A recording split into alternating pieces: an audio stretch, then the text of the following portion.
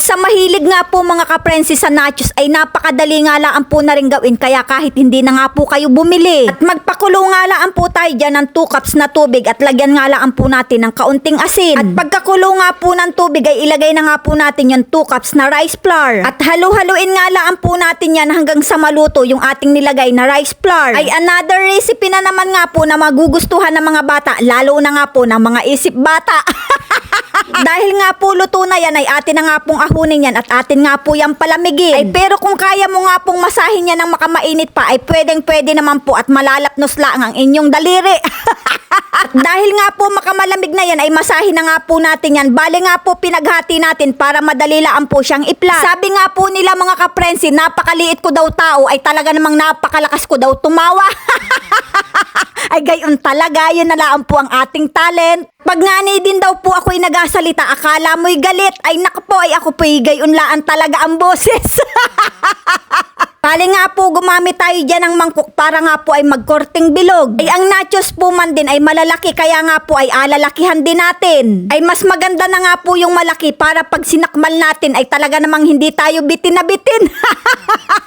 Ay mo alyarn. At dapat nga ni tayo mga kaprensi ay good vibes lang palagi sa araw-araw. Dahil nga po hindi natin alam kung ngayon o bukas ay makakatawa ka pa dahil nga po ay bungi ka na.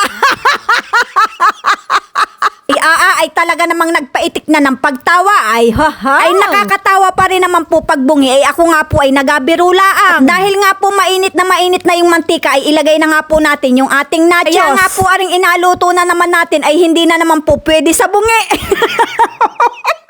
Ay talaga namang namumuro ka na at dahil nga po yan ay luto na ay atin na nga po yang ahunin. Bali nga po yung kulay dilaw dyan ay cheese whiz, tapos ay nilagyan nga po natin ng ibap na gatas at saka po ay 1 kutsarang chili powder. At haluin nga lang po natin hanggang sa lumapot. Bali nga po ay optional lang ang paglalagay ng chili powder. At maghiwa-hiwa naman po tayo ng repolyo na apang toppings natin dun sa ating nachos. Bali nga po mga kaprensi ay pwede rin tayong maglagay ng giniling na karne. Ay hindi na nga po tayo bumili ng karne para panglahok at isa pang abilhin yan. Kuripot yan.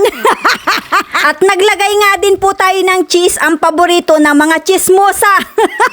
Naku, madadali tayo niyan. At alugin nga lang po natin at naglagay nga din po tayo dyan ng kaunting chili powder. Naku po, ay parang naparami na yata ang paglalagay natin ng chili powder. Ay baka nga po ay umusok na ang tumbong natin yan.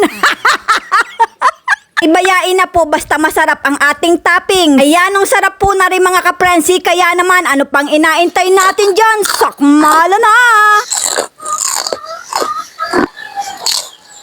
Ay may cheese nga po sana rin kasama, kaya lang po ay nakalimutan na natin. Hanggang sa susunod na video mga kaprensi, maraming salamat!